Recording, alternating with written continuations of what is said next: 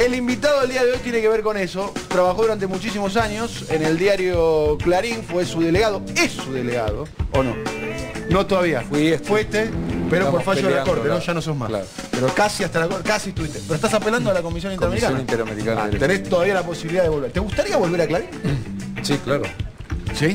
Volver. ¿Te imaginás el regreso vos en Clarín por los pasillos, sentándote en el escritorio volviendo a escribir deporte? ¿Soñás con eso a veces no? Sí, a veces sí. A veces sí. No, uno quiere volver porque sí. Hay muchos compañeros allí que están dando una pelea interna sí. para tratar de que haya una comisión interna. Y que no hay. Que no hay. No hay comisión interna porque el diario no lo permite. Claro, hay una prohibición de hacer asambleas, sí. prohibición de hacer reclamos, no hay libertad sindical en Clarín, ni en Canal 13, donde echaron a 2 delegados, ni en Cablevisión Zona Sur, donde echaron un delegado hace poco, así que es todo el grupo. Bueno, vamos a hablar de lo que sucedió hoy. Primero saludamos al distinguido panel. Acá, muchísimas gracias. Vamos a hablar del informe de Papel Prensa a partir cadena nacional, a partir de las 7 de la tarde, la Presidenta de la Nación presentando Papel Prensa, el informe La Verdad. Brevemente, ¿qué es Papel Prensa? Es una empresa donde participa el Estado que produce el 90% del papel que se produce para la confección, para la realización de diarios. Y casualmente el Grupo Clarín es socio del Estado y es el socio mayoritario. Se supone que en una democracia quienes fijan la agenda es el pueblo votando a través de sus representantes, los políticos, los que fijan la agenda. Esta es la gran tensión que hay por esta época entre medios y política, lo que estamos viviendo. ¿Quién fija la agenda? ¿Qué cosa debería hacer un Estado? Si es el Estado a través de sus representantes o los medios privados. ¿Y quién fija la agenda hoy? ¿Y quién fija? Bueno, me parece que lo que se está saldando por estas horas es esa enorme tensión entre los medios, como dice el doctor Grondona, con una enorme honestidad. Como dice también hoy el diario Clarín y el diario Nación. Primero, que creo que es la primera vez en su historia que comparten una editorial, una tapa. Y después diciendo, quien controla el papel, controla la información. ¿Quién controla el papel? Clarín y Nación. Pero se parece mucho a la frase que dijo Yabrán, ¿no? Tener el poder es tener impunidad. Impunidad. En el diario Clarín, entrevista que dio Yabrán. ¿Qué es el poder? Le preguntaron a Yabrán. El poder es impunidad. Y aquí es el papel, es controlar la información. Claro, ¿y quién tiene el papel acá? ¿Quién tiene el papel? Clarín. El 90% del papel en la Argentina se produce, ¿quién lo produce? Pero por eso me parece importante lo siguiente. Diciendo con Zayat, en cuanto a que esto no es una discusión respecto a la libertad de expresión, me parece que acá está la semilla y el germen de la discusión de la libertad de expresión. Porque Clarín y La Nación, controlando el papel prensa, lo que hicieron durante todos estos años fue vender a precio mucho más caro al resto de los competidores el papel, configurando de esta manera una competencia desleal, coartando de verdad la libertad de expresión del resto. Entonces ahora, si, digamos, con el proyecto que mandó la Presidenta, con lo que se pretende hacer, que ojalá que salga al Parlamento, ahora sí va a haber libertad de expresión si hay un tratamiento igualitario para todos. Sin libertad de expresión gráfica, porque digamos, tenés otra forma de comunicarte hoy más que nunca, desde lo que hablábamos la vez pasada de Twitter hasta Internet, Facebook o como quieras. Tenés distintas formas, no solamente papel. Pero es verdad lo que decía Grondona, que los diarios marcan la agenda. Pero no hay un afán del gobierno, digamos, de controlar a la prensa como dice un sector, Pablo. ¿Vos pensás que detrás de esta iniciativa está eso? No, a mí me parece que son iniciativas que van a permitir el desarrollo de otro tipo de periodismo, pero va a depender mucho también de los periodistas, ¿eh? Acá hay una pelea para dar importante desde los periodistas y desde otros sectores de la población, claro, como por ejemplo las universidades, los sindicatos, que tienen que empezar a crear medios.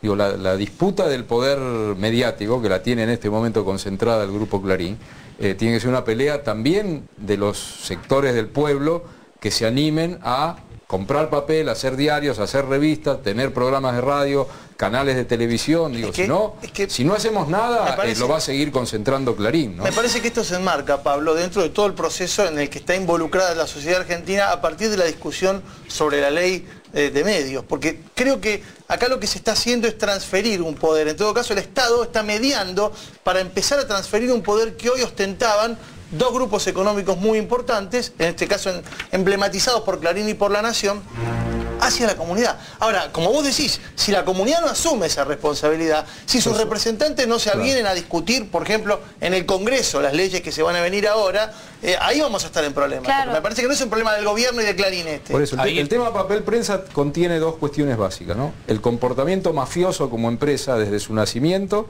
que lo podemos contar rápido hoy, todo lo que fue la mafia y sigue siendo hoy la mafia, el manejo del papel, de los precios, el chantaje, la Lo contamos brevemente, sí. a la familia Graeber le compraron las acciones de modo compulsivo, para decirlo, un modo elegante. Ese es un aspecto del comportamiento mafioso. Después iba a explicar el segundo. Lo hicieron en el nacimiento de este comportamiento mafioso con delitos de lesa humanidad, en complicidad con los militares, para, por supuesto, a la familia Graeber secuestrarla, torturarla, y el grupo Clarín tenía, en ese momento el diario Clarín y Mañeto tenían conocimiento de lo que pasaba. Esto estaba en los medios, ¿no? Cuando Chiche Hellblum... Sí.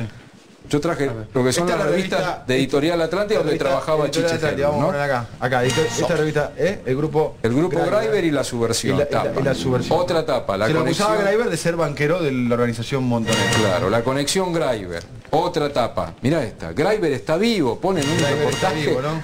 Graeber había muerto en un accidente de avión, muy confuso en México. Claro, esto era... Pero además de... si bien el accidente fue confuso, digo, Graeber estaba muerto. Sí. ¿Qué buscaba Editorial Atlántida poniendo Graeber está vivo? Que los montoneros habían simulado una muerte y el banquero de los montoneros entonces estaba escondido. ¿Dónde? Porque todo era, por supuesto, echarle la culpa que todo lo que decían los montoneros era mentira. Digo, y hoy se está demostrando. Me gustaría explicar algo que hablábamos afuera, ¿no? También, que no solo la comercialización es de las noticias, también la comercialización es de los servicios. Y el manejo del papel y tener el monopolio, porque sos el que lo producís y el que lo comercializás, te permite también tener más suplementos, más información en diversos niveles, que hace que la gente también compre el diario. Es decir, uno tiene por 2 pesos un diario de 10 páginas, 16 páginas, página 12 se llamaba así porque era 12, y Clarín y La Nación son unas bochas así que... Para que vos entiendas, para que entienda la gente, en la década del 70 el diario Crónica, que ustedes seguramente lo conocen, vendía 700.000 ejemplares, ¿sí?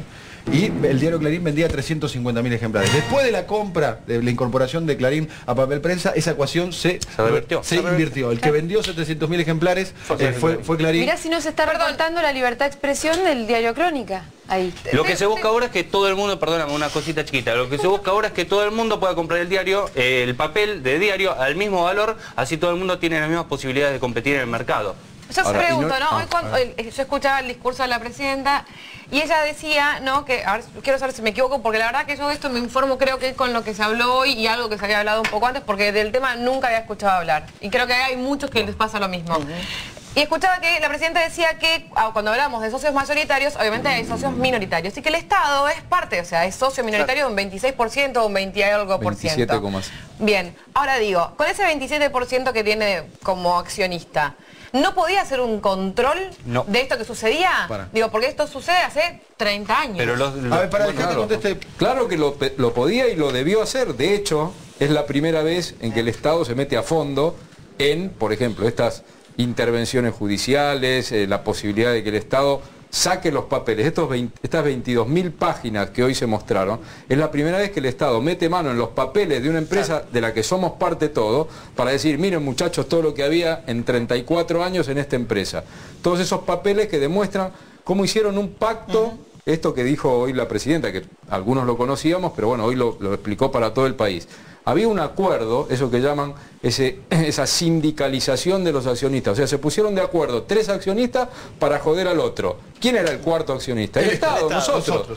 Pues hicieron un pacto para joder y cagar al cuarto accionista. Hay un sector de la sociedad, quiero instalar un tema. Hay un sector de la sociedad que genuinamente, yo creo equivocadamente, pero genuinamente piensa que esto es una maniobra del kirchnerismo para perpetuarse, controlar a la prensa, que es avanzar sobre los medios, sobre la libertad de expresión. Me parece que juega en contra de esa hipótesis el hecho de que hoy creo que muchos esperaban que la presidenta decretara la intervención de papel prensa o que tomara una medida mucho más enérgica, mucho más agresiva, claro, o la intervención o la expropiación.